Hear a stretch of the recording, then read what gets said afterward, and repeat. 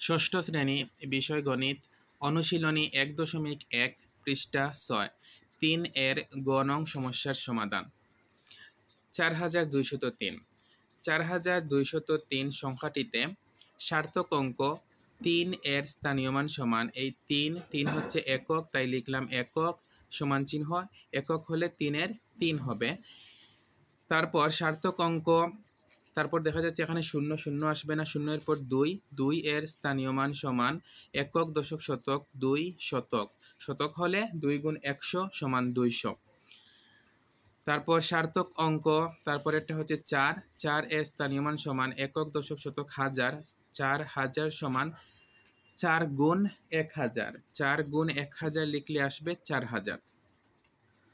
সুতরাং প্রদত্ত সংখ্যাটির সার্থক অঙ্কগুলোর স্থানীয় মান 3, 200 ও 4000। ঘ নং সমস্যার সমাধান।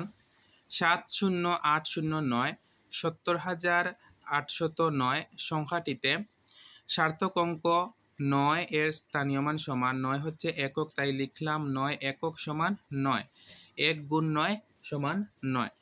সার্থক অঙ্ক, তারপর হচ্ছে 8 এর স্থানীয় মান একক, দশক, শতক, 8 শতক সমান, শতক মানে 100, তাই 8 গুণ 100 মারলে আসবে 800, অথবা 8 লিখে আমরা শতকের জন্য 2টি শূন্য দিয়েছি, এভাবেও বুঝতে পারবো।